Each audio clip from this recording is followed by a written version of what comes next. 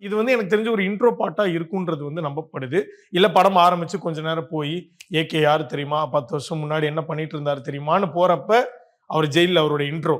அங்க இந்த ஒரு சாங் அப்படின்னு வரப்போ, ரெடியா மாமே அப்படின்னு நம்ப அனிருத்துடைய வாய்ஸோட அந்த பாட்டு ஆரம்பிக்கிறப்போ, தியேட்டர் வைப் எப்படி இருக்க போகுது அப்படின்றது இப்பவே என் கண்ணு முன்னாடி வந்து போகுது. பயங்கர ஃபயரான ஒரு moment for all the AK fans வந்து ஆதிக் ரசிச்சு, ருசிச்சு இந்த பாட்ட குடுத்திருக்கிறாரு அப்படின்னு தான் சொல்லணும். ஏகே வந்து லுக்காவே பயங்கரமா இருக்கிறாரு.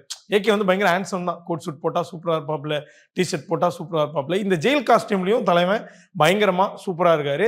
பட் அந்த பியர்ட், அந்த ஹேர் ஸ்டைல் எல்லாமே லைட்டா வந்து நம்மளுடைய சிவாஜி கணேசனுடைய ஸ்டைல் பாக்குற மாதிரி இருக்கு. அந்த ஸ்டைல்ல பயங்கர கெத்தா, மாசா, சூப்பரா கம்பீரமா வந்து ஸ்கிரீன்ல நம்ம ஏகே அவருடைய ஸ்கிரீன் பிரசன்ஸ் வந்து கொடுக்குறாரு. பாட்டோட எண்ட்ல வந்து கிட்டத்தட்ட அந்த ஜெயில் காஸ்டியூம் மேல ஒரு போலீஸ் காஸ்டியூம் போட்டு ஒரு ஸ்டாண்டு நின்று நாக்க மடிச்சு நம்ம ஆடியன்ஸை பார்த்து ஒன்று பண்ற மாதிரி ஒரு ஒரு ஹூக் ரியாக்ஷன் ஒன்று கொடுக்குறாரு. அதுவுமே பயங்கரமா இருக்கு. எனக்கு என்னன்னா ஏகே ஆன் ஸ்டெராய்ட்ஸ் அப்படிதான் இருக்க போகுது ஜிபியு படம் அப்படின்றத வந்து இந்த ஜிபியு மாமே சாங் மூலியமாவே வந்து ஒரு மீட்டரை வந்து செட் பண்ணிட்டாங்க. நான் இப்படிதான் வந்து நினைச்சுக்கிறேன். இந்த ஜிபியு மாமே பாட்டு மாதிரி பயங்கர வைபா ஏகே வந்து ஒரு பயங்கர ஸ்டெராய்ட் வெர்ஷன்ல பார்க்க போறோம். ஒரு அவுட் ஆஃப் த பாக்ஸா மீட்டர்லாம் இல்லை அடிச்சு நொறுக்கிற படமா தான் இது இருக்க போகுது அப்படின்றத நான் இப்பவே செட் பண்ணிக்கிட்டேன்.